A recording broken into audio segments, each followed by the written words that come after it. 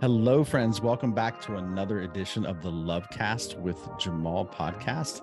I have a very special guest with me today, Dr. Nathan Riley, who's been just gracious with his time and has agreed to come on the show and share a little bit about his life and actually really important work that he's doing. So, Dr. Riley, welcome to the podcast. Glad to have you. My pleasure, Jamal. Thanks for your patience in getting this scheduled. The people listening don't realize how hard we've worked to make this happen.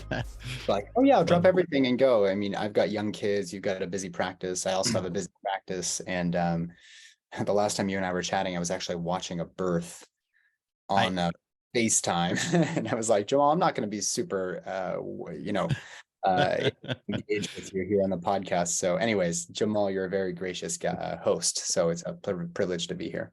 Oh, likewise. And I'm just, it's just kind of a snapshot like, wow, you are literally birthing babies and living your life and trying to do podcasts all at the same time. So I'm glad that we can be focused for a little bit here and not have to balance birthing, but that's amazing. I've read a little bit about your background and kind of get to know just a little bit on a kind of bird's eye view of your story a little bit. But for the listeners who may not be aware of you and your work, what I'd like to do sometimes is just kind of get a little snapshot into your early life, because most people I talk to really didn't plan their life exactly this way. You know, what they end up getting into, as an adult and getting into our life's work, usually you couldn't have been scripted, or you probably didn't have a PowerPoint plan of this, going back to your childhood. So what was it? Tell us a little bit about your childhood. Like, where did you grow up? What was it like to be you as a kid? What did you think you were going to get into as a kid? I think like most doctors, you tend to be good at taking tests. And for whatever reason, when I was younger, I remember thinking, well, God, if I am good at school, the thing you do is you become a doctor. I don't know why I thought that, because there was a lot of very smart people who, in my class who finished even higher than me, although I scored pretty well throughout all of school, as you can imagine. But there were people like the valedictorian and whatnot who went into business. And I was like, what a silly thing to do. Like, you're so smart. You're so gifted. You were in the gifted program with me. Like, how, business, like that's for dummies or something. I don't know what I was as a kid. But looking back on, the additional 4 years at a time of school, I mean, you get college, you have to do really well in college. If you do any sort of master's or graduate, I guess, studies, you got to do really well in that. You get to your big test to get into med school. You got to do on the test. You got to do well in med school. I mean, it's just this constant process whereby you're taking more and more tests and being rewarded with more and more tests in school. And looking back, it's like, gosh, had I gone into this for the money, like had I put my brain and my wits to making money, I would have been like the valedictorian. I would have gone into business. But I realized that this medicine thing has to be far more a calling than anything else. Having said all of that, being a smart person and wanting to do good in the world isn't really sufficient to work as a physician who really impacts people's lives. There's almost no nutrition, lifestyle, exercise, any sort of spiritual training at all, despite us working in such a vulnerable space. Some of us as surgeons have been inside people's bellies, in my case, while they're awake and they're having a baby. I mean, like, this is a deeply important job that we have, yet most of it still came down to this sort of objective, measurable, the metrics, that we hold so near and dear, the blood pressure and the blood loss and all of that. And what I found was that after all of that training, I thought I would have a pretty good grasp on becoming like that doctor that you saw in Norman Rockwell paintings, where he's taking care of families and he's connecting with kids and he's going and doing home visits. Like, for whatever reason, that was the notion I had. And it is nothing like that. So anybody out there considering a route in medicine, I'm not saying don't do it, but I'm saying be very, very clear as to what your objectives are, because I found myself to be very dissatisfied. And in order to do the work that I do now, I had to step out of the system to do things entirely a different way. And that can be very scary. It can, you suffer financially, but it also is like, if I've got one shot at this incarnation, so to speak, maybe 90 years on this planet, I want to feel really good about that on my deathbed. I feel like I left a legacy of really caring for people. And so that's where my practice and everything else kind of emerged. Oh, amazing. Amazing. You said so much there that I want to unpack. It's so good. Okay. So you mentioned, you in school, obviously just you're gifted. You think academics came easy for you, took tests, did well in the academic setting. So you just assume, oh, yeah, that's what we do, right? If you're good academically, you get into medicine, you become a doctor. Yeah. At what point would you say that you realize that it's not quite like that? It's not just what you do. This has to be, if you're going to get into the medical or, that field of things, yeah, it actually has to be you have to feel like it's a calling of some level. When did that start to click for you, that this was a calling, not just a thing to do because you're, intelligent? I think birth is a pretty great place to start. Most of us don't ever see birth. In fact, for most of us who grew up in, predominantly Christian communities, we were taught that having sex is not good, masturbation is not good, touching yourself in certain places is not good. And, there were a lot of scare tactics around what getting pregnant, and what all of this means. Of course, abortion was something you learned really early on. Like, you don't want to have to do that. Like, there was a lot of that type of stuff. And then you see a birth and you're like, holy smokes, this is actually a pretty profound experience. There is a baby, a live person that's being, pushed out into the world. And the sort of poetic waxing aside, it's also a very messy process. We don't talk a lot about birth.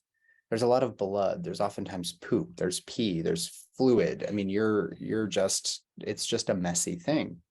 But it's also like the most carnal thing. Like, it really puts you in touch with humanity. When I suspect, as a woman, when you have a baby, or as a dad watching my wife go through it, you see this transformation happen. And it's also very hard work. Like, most OB-GYNs are on call all the time. You're not getting a lot of sleep. You're not taking care of yourself on a soulful, on a physical, on an emotional level.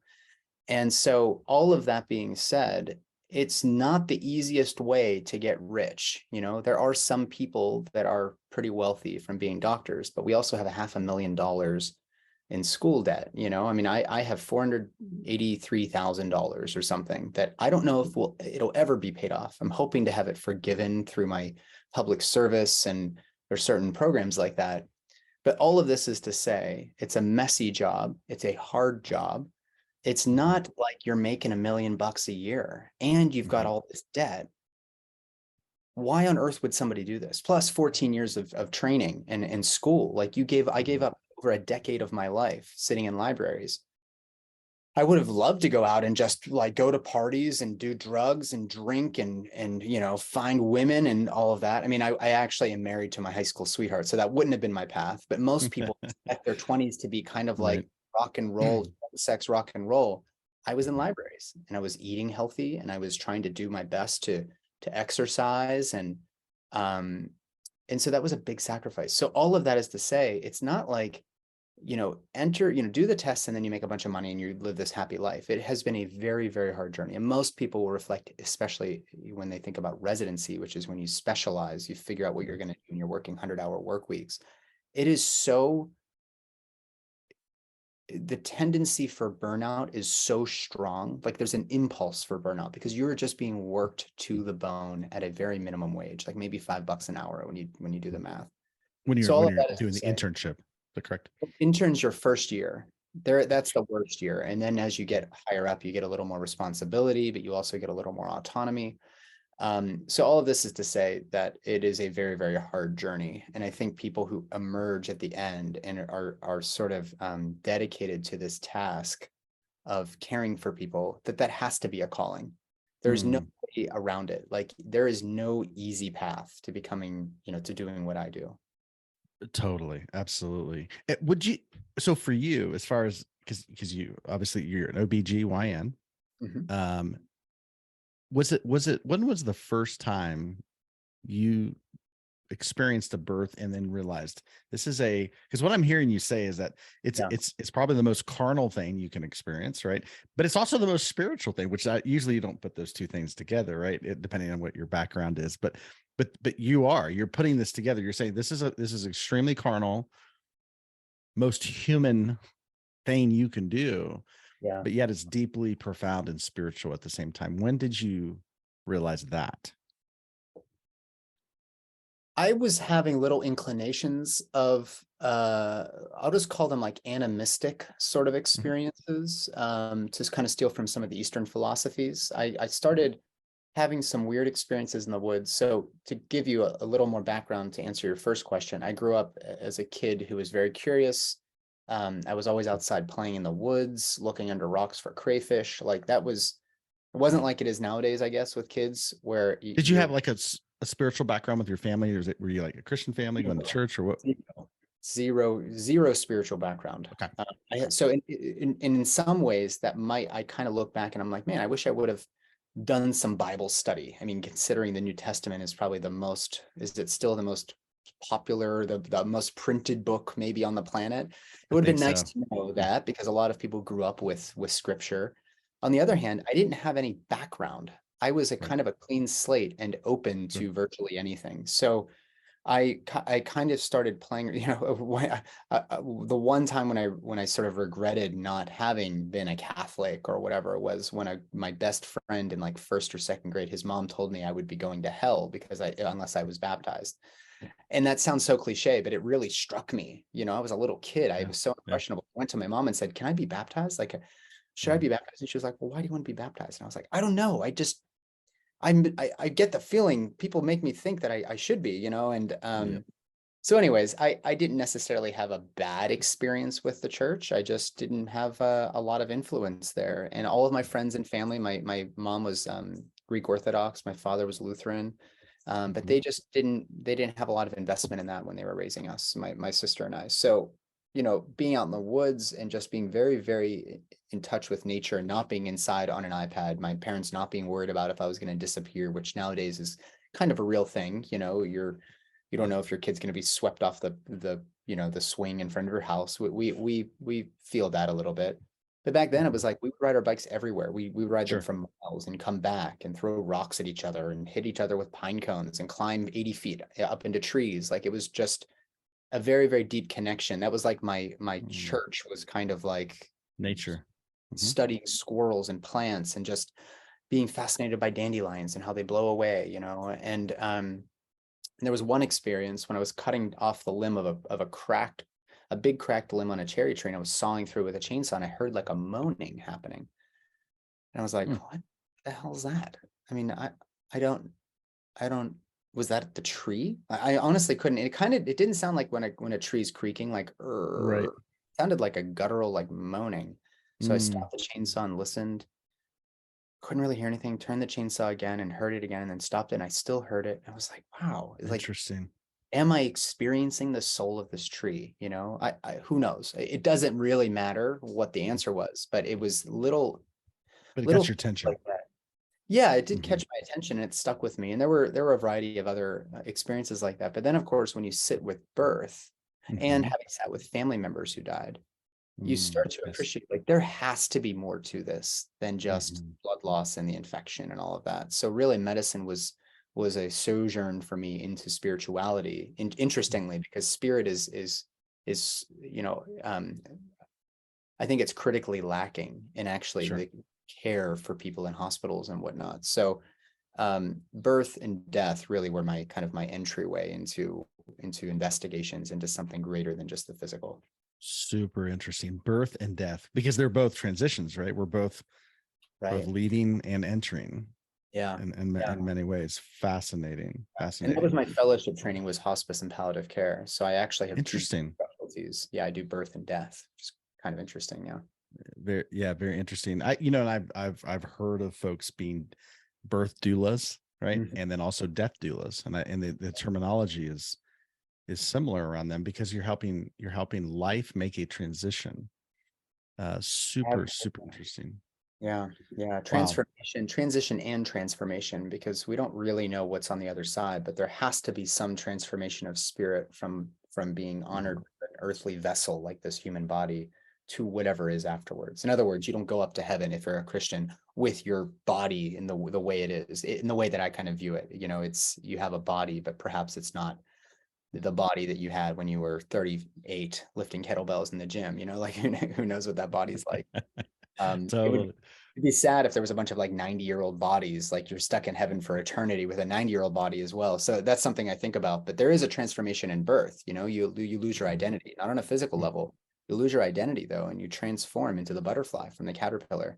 And coming through that chrysalis is actually a really important part of growing up and stepping into motherhood or fatherhood, stepping into adulthood.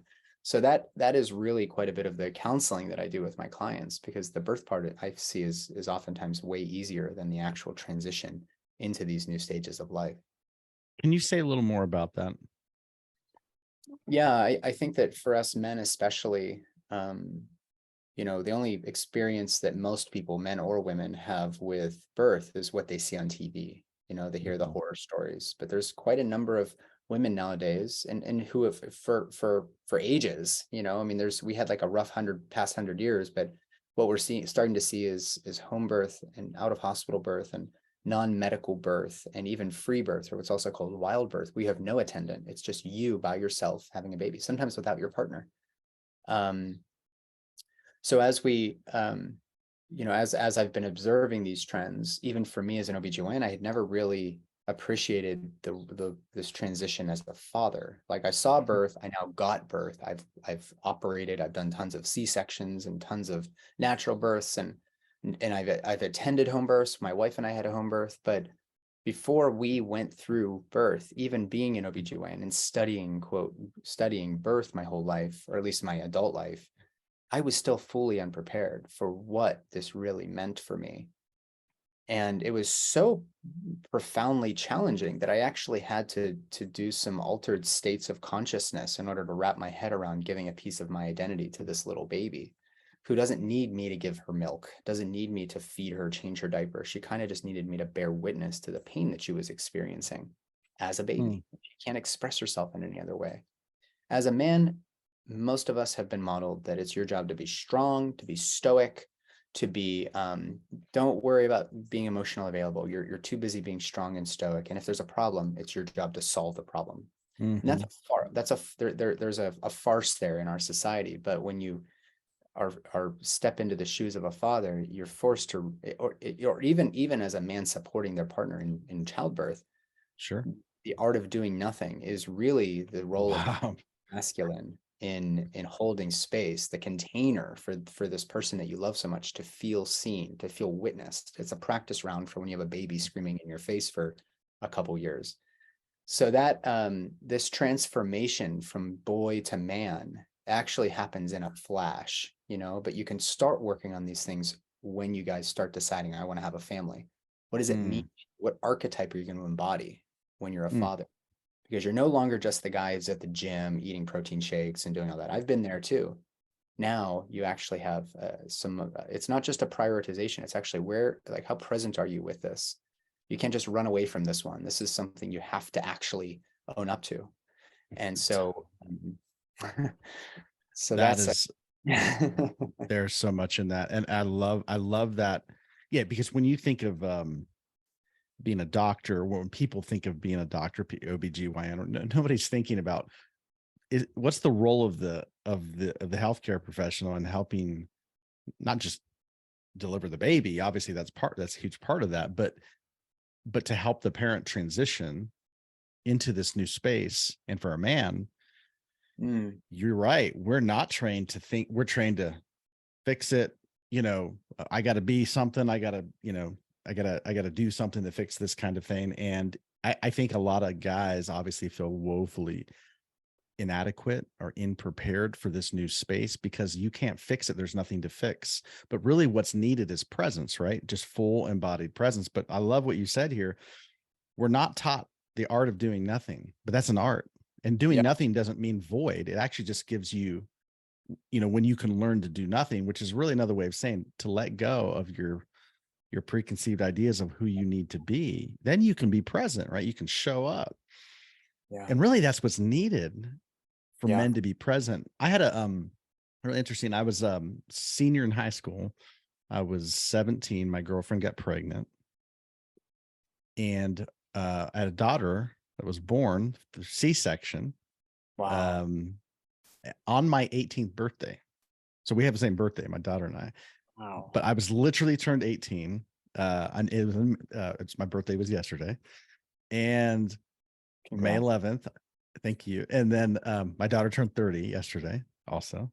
But Wow. when she was born on my 18th birthday. I graduated a month later in June.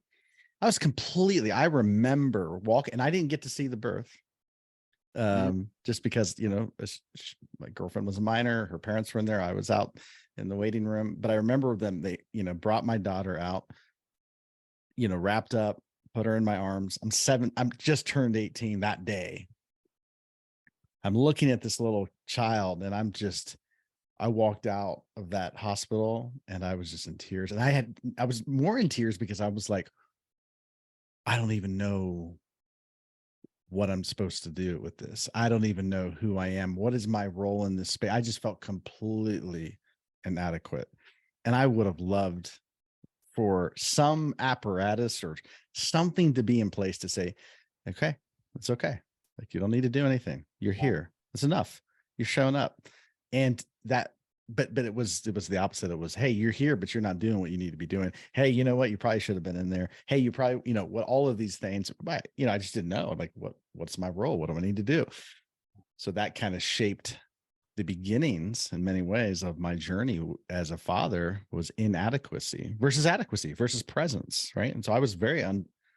I struggled with presence for years in that space. So there's so rich in what you're saying here, but I find it fascinating that, so you're a doctor though, you're in the healthcare space. You're talking about much more than just the mechanics. Right. And I find this to be interesting. Human beings, we're treated in the medical system as if we're like, you take your car breaks down and you take it to the shop. Yeah. They look at it like you're a piece of machinery. You gotta, it's the suspension, or it's the transmission, or it's the motor. And we're taught the human system is looked at, I feel like, and correct me if I'm wrong, I'd love to hear your perspective. It seems to me that when we approach the healthcare system, that human beings are treated as pieces of machinery, and everything is segmented, and we're not seen as beings. We're seen as, flesh and blood machinery that Yeah. needs a mechanic. And that's not what I'm hearing you say. That's not how you're approaching healthcare. You're talking about, physicality, but you're also talking about non-physicality, which is some Yeah. people call spirituality, and emotional preparation, and all these kinds of things. I know that as a doctor, how quickly did you realize that this is way off base, that this medical system is treating us as if we're like robots or machinery, which is preventing us from actually doing the work of healing Yeah. or healthcare? So a lot of people act like they're sort of wise sages when they answer this, and they talk about the Flexner report and Rockefeller medicine, and they do all of that, and who knows how they came to that conclusion. For me, it was merely a matter of, okay, whatever I learned to do in school does not seem to be getting people healthier. I don't see Mm, people living forever. I don't see cancer rates going down. I see people living no. longer with cancer through, the slash, burn, and poison methods of chemo, radiation, and surgery. I see that happening, but I'm also seeing a lot of people like feeling at a loss when they go through treatments for cancer or through their surgeries or whatever, and they feel like something was missing from the care. Like they don't really feel Mhm. like they were seen as a whole person, that they were operated on. And yes, the tumor's gone, but it was the pancreatic cancer in room 6. It wasn't like, Mrs. So and so, who has a family and a whole legacy Mm, behind her. So what I started realizing was, gosh, I used to be an Ironman distance triathlete. I was a CrossFit coach for like 7 years. I had a lot of experience with dialing in movements and lifestyle. And unfortunately, it took me I had to learn the hard way about the importance of sleep and rest and recovery, and kind of work-life balance. But, really, I would have loved to be able to sit in a clinic and talk to people about, adequate mobility and range of motion and building muscle in order to drop their A1C and all of that stuff. But not only did I not have the opportunity to do that, I was taking care of people in birth, like childbirth, which Mm. is not a medical procedure, and pregnancy is not a disease. So all of these tools that I learned in order to diagnose and treat disease are not going to work. Like, they're not relevant anymore.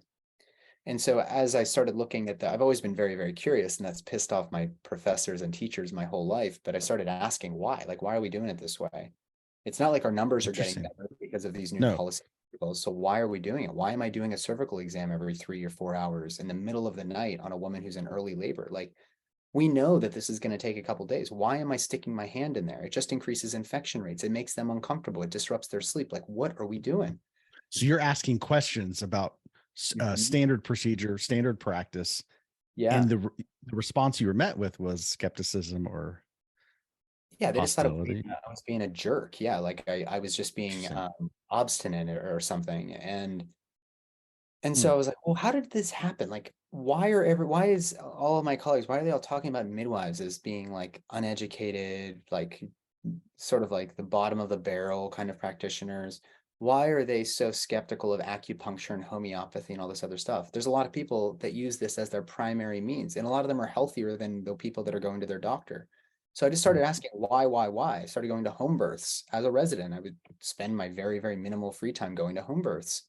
Um, and I just started talking to people who worked in these other spaces, and they were fully in support of extending Western medicine and being complementary to it. But they weren't even speaking poorly necessarily about the Western medical model, although many of them do. Many of the people I was meeting, they were like, yeah, this is just a different way to do it. It's a lot gentler. Our clients do a lot better over the long term. And so then I started my deep dive. That's when I got into Rockefeller medicine and the Flexner report, which, for those who don't, it was, yeah, go ahead. I was going to ask you, Yeah. because I've heard you mention Rockefeller medicine. Can you unpack that a little bit? What are we talking about with Rockefeller medicine? Yeah. So let's go back to Rene Descartes, Francis Bacon, Aristotle, like sort of the early, some of the godfathers or whatever of modern medicine. When they came around and started writing their essays, especially Rene Descartes and Francis Bacon, there were plenty of people that had become frustrated. We had just come out of the witch hunts of the 14th to 17th century, which of course is probably the most egregious violation by the church, which was also, in conjunction with the state. There was too much power. There was this sort of extermination of millions of women and children. I don't think anybody out there would deny that that was a terrible piece of history. Very, very dark in the Middle Ages. So when we came out of that, medicine hadn't progressed very much. And the church was basically in control of everything. Sure. And then these philosophers emerged that said, but wait a second, church. What if the soul and the spirit are separate from the body? Think therefore I am. I mean, this is where a lot of Descartes' time was spent. And we can applaud Descartes. I'm going to rip on Descartes later, but when he did that, when these philosophers started speaking like that, the church eventually did let the reins looser, and loosened up on the reins. Is what I mean. And now we could dissect into bodies. So now we can understand how the physiology and the anatomy and how parts it wasn't taboo anymore. You can now start to. Exactly. Yeah, it would have been considered barbaric to cut into a body if the soul and spirit were still in there. Like, that seemed like a pretty healthy thing. And I still feel that way in some regards. It's like, gosh, this is still a person. This is still, why are we putting them in a body bag moments after they die? But I digress. That's what came for me later. So with the advent of dissection, now we can understand how these physiologic systems were interacting and all that. Well, what eventually happened was that this doubling down on the physical being separate from the spirit and the soul, that was kind of like what we were talking about before. You're just now seen as a car. And if we can polish each of these parts out, specialize in the kidney, specialize in the heart, then perhaps you can put the car back together, Humpty Dumpty back together, and everything will be better. And of course, we've Mm, seen this play out now, and it hasn't worked. But at the mhm, time, it really did lead to this incredible advancement in the understanding of the human body. mhm, So Rockefeller medicine, what was happening over the several hundred years before the turn of the 20th century was that those people who were learning the most, generally white ruling elites, about the human body, were starting to try to monopolize. They wanted as many clients as they could. And now we have the turn of the century, the Industrial Revolution happens. The United States is fairly competent in making money and sort of creating inventing things. I mean, there was a lot of investment into industry, but the one area that was still kind of falling behind parts of the world was healthcare. So the Carnegies, Rockefellers, a lot of the Mellons, these right. big families, philanthropists that were sort of famously known for giving away tons of money, Mhm. they started considering, what if we focused on healthcare? What if we started building the system up? The Germans have this new style of medical education that has 4 years of college, 4 years of medical school, 4 years of residency. And some of the doctors that were learning about this brought this style over, established Johns Hopkins, and they were like, this is it. If we want to catch up, this is the model. So these big philanthropists decided, we're going to hire a guy named Abraham Flexner. In 1909 is when he started his sojourn around the country, and he visited every medical school out there. Mm, Now, they weren't medical schools the way we think about it now. There was homeopathic programs, osteopathic programs, which was not the same as medicine back in the day. Chiropractors, Chinese medicine, whatever. And any school that hadn't conformed to this new German style of training was not going to get financed by, probably in current today dollars, like $1 trillion was going to be spent. interesting. And so what emerged was what we call Western medicine. I mean, this is really the taking over. These are some of the richest men that have ever lived. Like, we're talking as rich as maybe some of the, emperors of Rome. I mean, like, these Mhm, guys had so much money from railroads and coal and whatnot that they could finance anything they wanted. And they invested heavily into the German style of medical education, which made it impossible for a lot of different types of healing modalities to survive, So we're including talking totally. So we're talking about pharmaceutical approach, right? Chemical approach, surgical, pharmaceutical. That's the approach to medicine, rather than the mechanical side of things. And if you didn't conform to that, you didn't get the funding as far as these schools are concerned, right? Medical schools.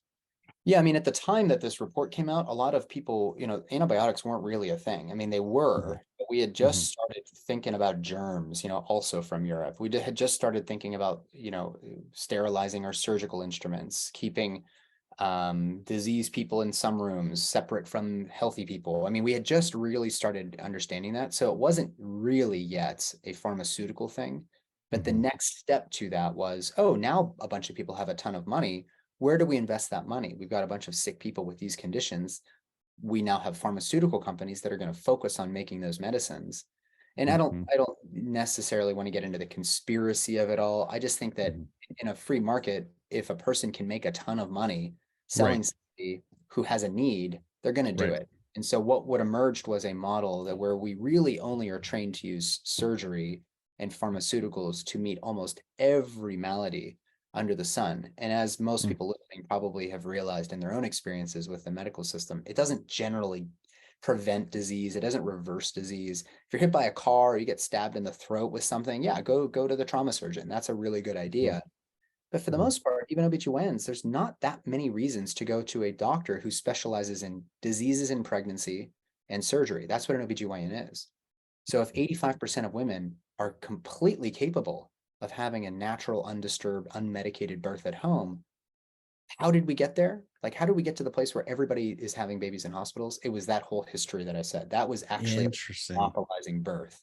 And so the midwives were characterized as like old lazy housewives that didn't know, their head from their butt. And meanwhile, the midwives have been passing down these traditions over several generations. I mean, Mm, sometimes you can't even ask them questions like in the ancient sort of lineage, the sort of traditional midwifery practice, they may only share their techniques if you also have come from a lineage of midwives. Like this is a really Sacred profession kind of thing. yeah, kind of like the apprenticeship model. You learn from somebody who's been caring and sitting with women in childbirth. That's just the way it Mm, went. And fortunately, even back in the several hundred years ago, when we were very feudalistic worldwide, especially in Europe, the peasant women, which actually comprised the majority of the population, couldn't afford all these fancy stuff. And even at the turn of the century in the United States, there were so many immigrants and Black women and who were only maybe one or two generations removed from the transatlantic slave trade.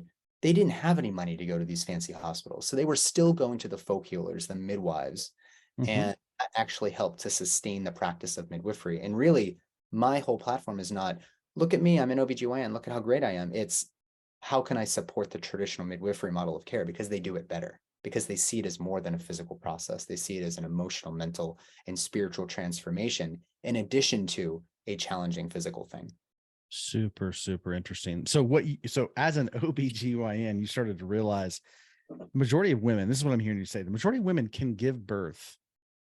They're designed, the body's designed to do this, that they can actually give birth at home. They don't need to be in a Right. Western Rockefeller style medical apparatus where, basically surgeries or pharmaceutical approaches, the catch-all, right, for any kind of healthcare.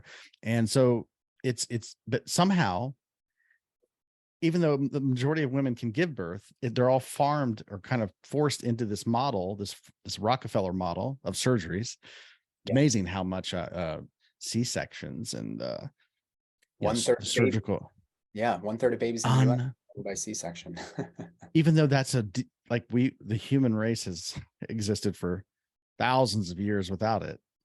Suddenly it's now 1/3, right? This is fascinating. There's a whole thing in that, I'm sure. But you started to see it as an OB-GYN that this is ridiculous. Like this is like way off from what is not necessary. So at what point, like, how did you, obviously you walked away from the traditional medical system in your own journey. Can you talk a little more about that for you? What was that like for you? What's the challenges with that? How did that happen? Yeah, so early on in my OB-GYN training, which again is 4 years, some residency programs are 3, like family medicine or peds, some are 4, some are 5, some are 7, depending on what your specialty is. Mine was 4, and OB-GYN training is notoriously really, really hard, because you're a primary care doc, and you're doing surgery, and you're doing ultrasound, and you do quite a bit of a breadth of stuff. And I very, very early on started having to kind of deal with this cognitive dissonance, this conflict of the heart, where my mind was telling me do these things and my heart was saying that's not the right thing to do. And this started with, like, waking up in the call rooms and having to go and do cervical exams at 3 a.m. and not being able to function myself, like living on coffee, feeling like there's got to be a better way to do this. And then meanwhile, the literature, there's a joke I always tell people, the best way to hide something from an OB-GYN is to publish it. I was reading all of the literature. Nothing we were learning actually matched up with the sort of new ideas around how to care for for mothers and their partners and these babies coming into the world.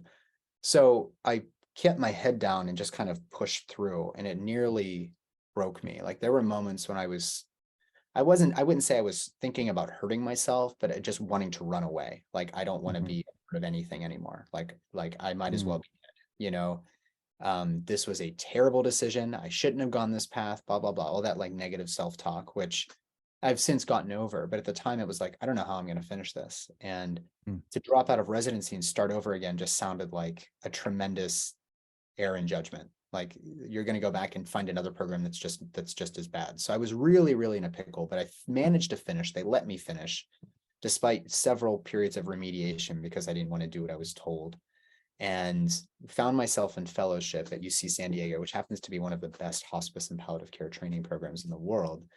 I kind of lucked out getting there, but they saw something in me. They gave me a shot, and I did a lot of healing during that year, which was focusing on complex illness and end of life. And during that year, this is going to sound so cliche, but my wife and I went to Burning Man because we were still out in California. Oh yeah. I took a large dose of mushrooms, and in a yurt, in a safe space, quiet, beautiful, music, with my partner, and we were laying there. And on the floor of this yurt, it was cool down there, drinking soda waters, just really, really enlightened. It's probably not the right word, but like illuminated. It was like, wow, this is really unusual. And during that experience, there was this sigh of relief, like everything's okay. Like I don't Mm, have to prove anything to people. I don't owe mm, anybody anything. And I don't know, if your listeners have ever experimented with it, but even in deep prayer, you can have some pretty altered states that you enter, sure. and especially with chanting and with long prayer sessions, you can go into other spaces and kind of do some traveling, so to speak. And Mhm. my father, who had died in medical school, I remember feeling his presence there. And Mm, I looked down at my hand, and my hand became his hand. amazing. I missed him. He died, after a long bout with cancer, and it had just been a couple years before that. And my wife, who she and I separated, we met in high school, but she and I separated when I went to medical school, and ended up the stars kind of brought us back together. And so she hadn't got to spend the last couple of years with him. So I looked over at her and I said, "Do you want to hold my dad's hand?" And I saw her fingers go into mine. I mean, I could feel it, but it was my father's hand. Like there was something very special about it. And the reason I say all of this, because it seems like it's not actually answering your question, but all of those experiences I had from an early age, from the tree to maybe some sort of like ghostly apparitions to seeing the first birth and being completely mystified. Like the first real spiritual experience was being at a birth for the first time. And then having done hundreds, thousands of births, being with so many people as they passed away and feeling something different in the room, like just Mhm. experiencing that. I kind of felt like a little bit of a wackadoo. Here I was invested $500,000 into the Western style of medical training, this reductive materialistic view that was set forth by Rene Descartes and Francis Bacon and all these past philosophers. It led me up to this point, and all of those spiritual experiences immediately in an instant were validated. And I felt this like Mm, something wash through me, and I was like, I've got this. Like I mm, I know who I am. I know what I've experienced. I know how to show up in the world. And mm, there was no way to look back from there. Like if I can't do it this way, if I can't talk about your relationships and your connection to something bigger than you, whether it's God, gods, whether it's completely atheistic or agnostic or whatever, it does. If I can't show up in that way for people, then I can't take care of people when they're dying or when they're giving birth. It just isn't possible. But now I mm, have the validation that there is something to that. I didn't feel crazy anymore. And I know mm. everybody has their own journeys to God or to source or to spirit. The my life's experiences were in conflict with what I had learned about reducing the human experience down to just the measurable labs and the imaging and the whatever. The mechanics, yeah, The just the physical. mechanics of it. Mhm, Yeah, and there's mhm. no mechanics of God necessarily. That was like a Consciousness, validation. being, Yeah, right, yeah. right. It's hard to reduce that to like a textbook. I mean, how many books are there written? I mean, the Bible itself is like up for interpretation and translation and revision over and over. So that to me was like, not only was I feeling validated, but finally I had found a test with no answer. Mm, It was just, let's just pontificate about what this means to you. And that is a mm. sort of cornerstone of my counseling, is that there's no answer to fatherhood. There's no answer as to how to have a baby. You actually need to tap in to something greater than you. And then that intuition comes through actually as authoritative knowledge as much as your labs and your imaging. Amazing. That's an absolutely stunning perspective coming from a doctor, right? That there's no way to actually have a baby to be a father, but you know. But what I'm Yeah. hearing you say is you already know, but you have to tap into that place. It's really interesting because, I always wanted to know what's the secrets, what's the thing behind the thing. I've always been curious about that in my own journey. And then, when I got into I was steered in a direction that says, hey, you know what? You need to get into the quote unquote ministry and you need to get trained. And so I went to university and studied theology academically, and that whole approach. And I'll never forget it. I remember I was at a conference, and this conference was for, speakers and communicators, people who would give talks, and it was all about how to do that.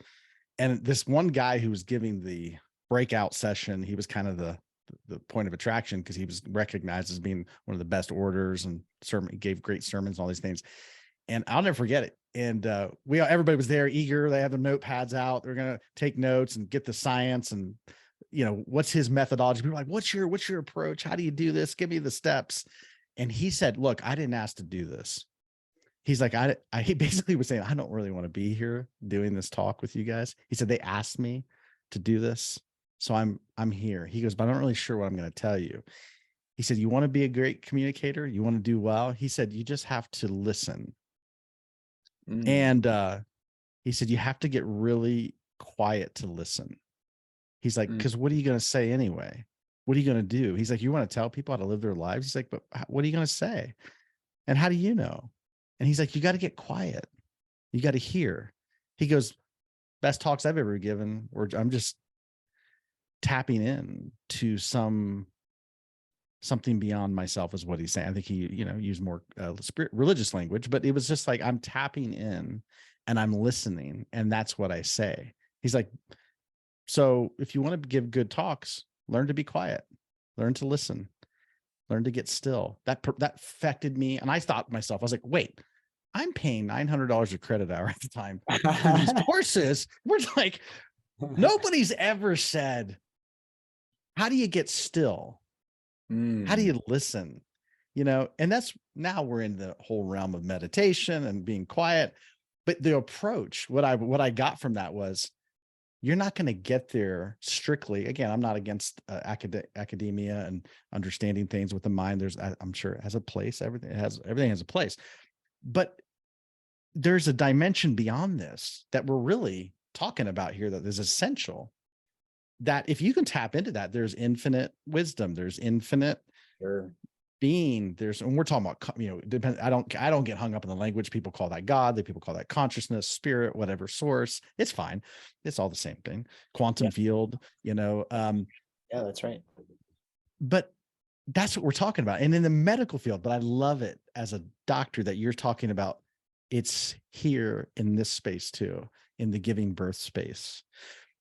There's a dimension of being that I want to help you as a healthcare practitioner. I want to help foster that space for you, because that's what's going to prepare you for this, to make this transition into fatherhood or motherhood. Yeah. Yeah. And not everybody has to go to the church and just accept, Sure. Hey, I guess I'm a Catholic now. In the same way, not everybody has to come to me and expect that they're going to have to come along with my spiritual sort of inclination. Sure. However, most people, and I mean most people, I'll give a number of like 90%, they know that there's more to their experience in life than the mere measurable. And I would conjecture maybe it's even closer to 99.9%. And the reason is that if you only consider what's measurable, again, we're talking about our vital signs, we're talking about blood loss, we're talking about what's on your blood count, your spatial imaging, ultrasound, x-ray, whatever. How do you measure, joy? Like, is joy, like, do you see that on the x-ray? Is there some joy in that person's cavity? Did you see, when you ultrasounded, did you see any love in there? Like, how about ecstasy? How about sadness? Did you see any? Oh, no sadness. Okay, good. Hey, you're clear of sadness, ma'am. Like, everybody knows that you're not just a car. And we've also been conditioned to trust the doctors and the medical system. But unfortunately, this German style of medical system, 100 years after that report that I mentioned, has started to hit a dead end. If you really still believe, I'll give an example. I just met with a fertility couple, and I was showing them something really beautiful about what happens when the sperm reach the ovum. And we can look at this under a very high power microscope. You watch the egg be surrounded by sperm, and like thousands of sperm flock this egg, and the egg starts spinning, Jamal. Starts rotating every single time, and again, counterclockwise direction. Why does that happen? I don't know. And I'm not going to try to conjecture as to why it happens here, because I don't know. And that's actually part of the beauty of birth, is there's a lot that we don't know. But when I showed this couple that video, I noticed this guy kind of like started looking away and kind of disconnected. And I wanted to check with him, and he said, "Sorry, you kind of lost me. I'm a man. I'm more of a scientific mind." And I was like, I paused for a second because I was about to like get pissed, and I didn't get pissed. But I did say, like, tell me what you mean by science. And he's like, well, we know how this stuff works. Like, that's why we're going to the best fertility doctors in the world. Mary Lou's or whoever, sorry, you have to blank that out, is the one who wanted us to come to this visit. And I was like, okay, well, let me reframe science for you. Because if you adopt a belief system in the church, you stop thinking for yourself. Now, I'm not saying don't go to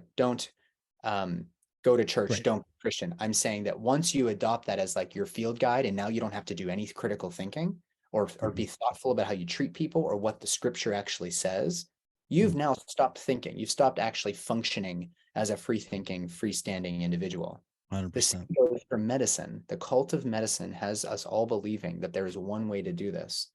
And if we're not able to ask questions, if we're not able to investigate other pathways, that in and of itself is antithetical to science, because science is, simply put, the scientific method is asking a question and then seeing if the answer is right or wrong.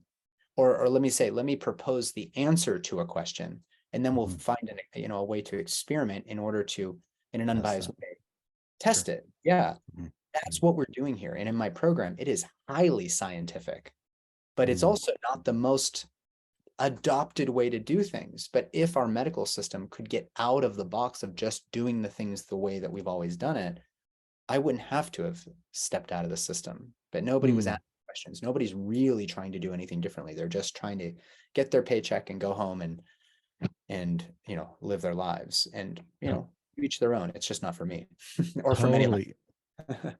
Totally. Do you feel like, so since leaving the established traditional medical Rockefeller medical system, do you feel like you are able to tap into and really experience the root of this, of your calling, so to speak, to be a servant to folks in this space and to help people move into healing and help people transition?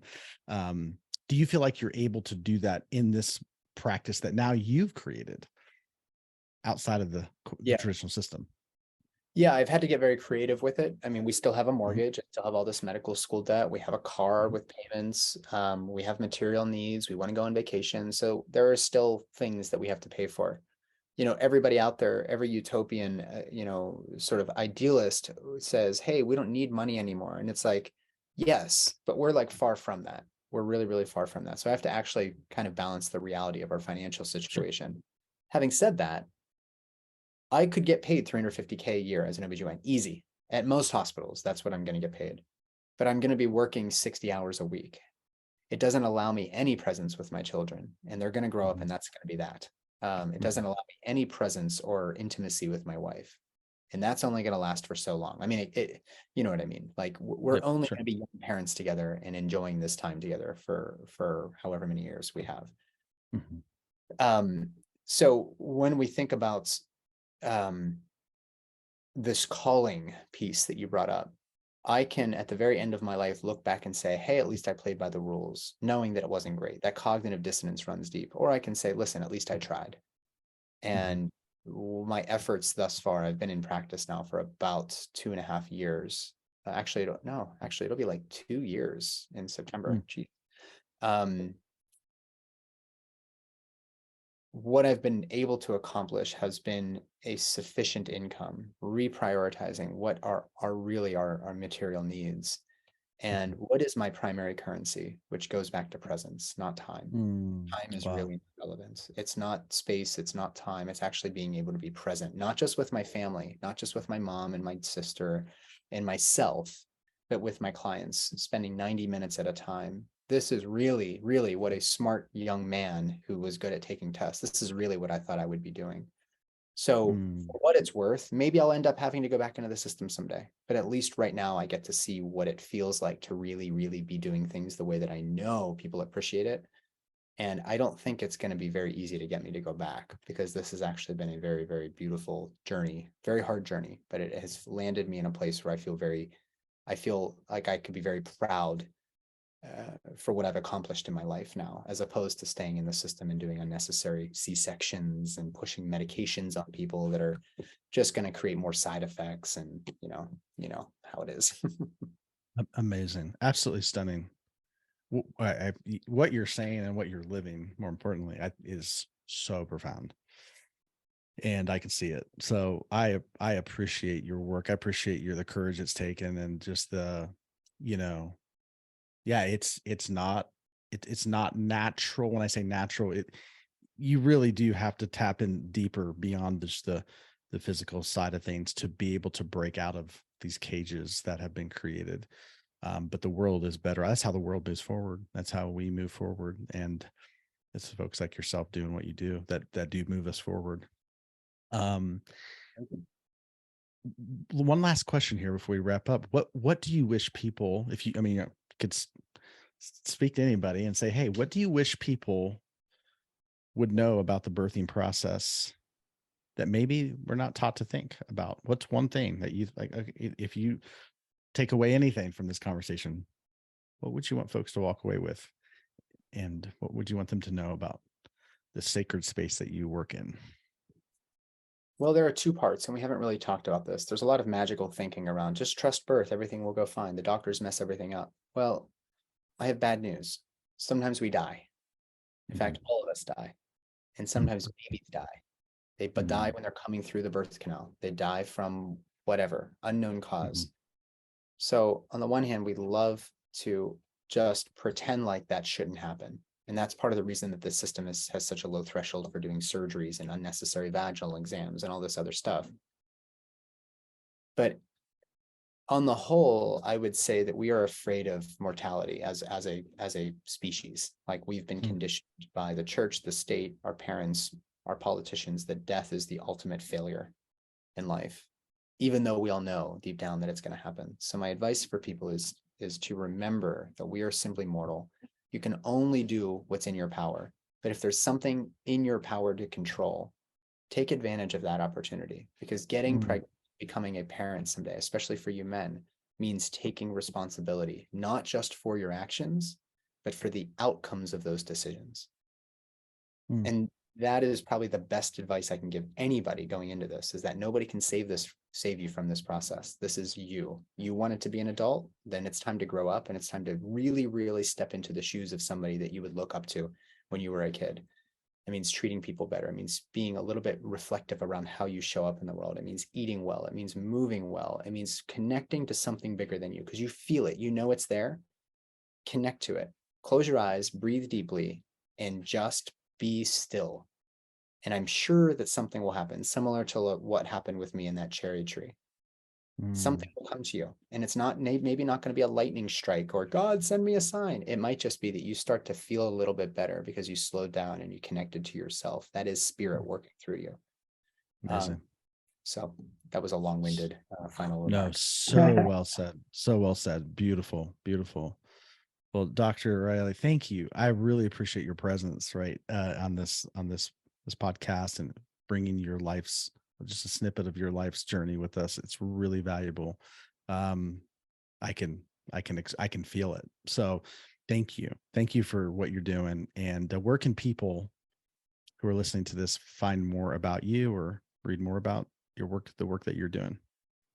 Pretty much everything we've talked about, Jamal, is in my course, The Born Free Method. Okay. It is the Born Free Method. Yeah, bornfreemethod.com.